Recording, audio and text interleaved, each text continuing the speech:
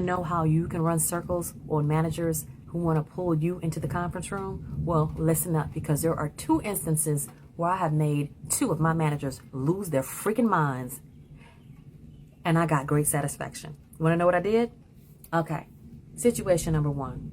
The manager who started it all, the one who cussed me out in the hallway and who started the whole workplace bullying thing, yeah, him. He decided he was going to pull me in a room with my senior manager one day, tell me when I could speak, tell me when I couldn't speak. And he was just totally nasty, totally disrespectful. So I put all the pressure on the senior manager that was in the room. As he was telling me that I couldn't speak, I was like, okay, yeah, you're right. Go ahead. You have the floor, right? In my mind, I'm like, Chris, he's playing checkers. You play chess. Piss him off. This is the conversation I'm having in my mind. Be professional, but play the game. So as he was telling me, this is my meeting. I speak. I tell you when you can speak. They want you to say, don't talk to me that way. And then that way you guys go back and forth, and that way they give you a reason to fire you, whatever the case may be. When he was telling me, this is my meeting, I tell you when you can speak, I was like, you know what, you're right, this is your meeting. Go ahead and speak. You were saying? He didn't have nothing to say. And then I left it up to my senior manager to say, okay, please don't talk to her that way. You see where I'm going with this? In the meantime, he's just, throwing all these jabs at me. In the meantime, I'm like, I'm calm, cool, collected, sitting there, because I'm like, I got this guy. Because they want a reaction out of you, but instead I flipped the script on him, and I was getting all kinds of reactions out of him. You know what he said? He was just like, she's carefully crafting her words. And every time I spoke, he was falling down in his chair. You guys, this is a 60-something-year-old man. He said, oh. He's throwing his hands up. She's carefully crafting her words. You guys, I was loving every second of it.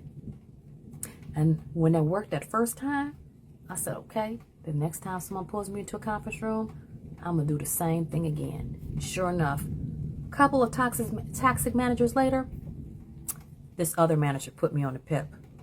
And he's pulling me into this room, red, yellow, green. I got 60 days to get myself together. And every week when we're meeting with human resources, it's the reason why he has me on red or yellow here, and he's always trying to make up a reason why, right? I got my documentation together. I knew I was doing my job. I knew he was just picking with me. And at this point, I'm making a plan in my own, in the background, because I'm like, okay, PIPs, we already know what a PIP is, you guys, right? PIP is just that warning, and you need to start making plans to find another job someplace else or another department or whatever the case may be.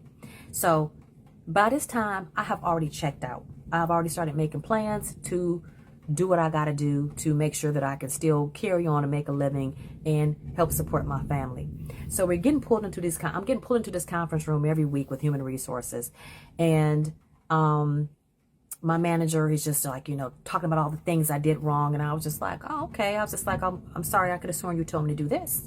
Here's documentation where you told me to do that, or oh, you wanted me to do this? Oh, okay. Well, you didn't explain it to me that way. I'm sorry. I'll make sure that I do better next time. And I was just, everything that he was saying, I was kind of agreeing with him, because once again, they're looking for the fight. I wasn't giving it to him. I was giving him everything he wanted. And you know what he was doing?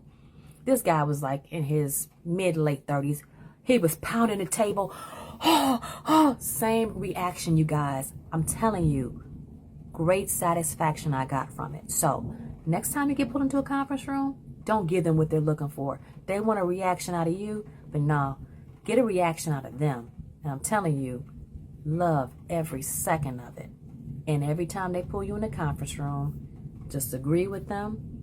As long as you're not agreeing with the fact that you're not doing your job, but agree with the fact that, oh, okay, well, can you explain that better? Have your documentation with you and just kind of just go with the flow. But don't let them get under your skin, because that's the whole purpose of the meeting.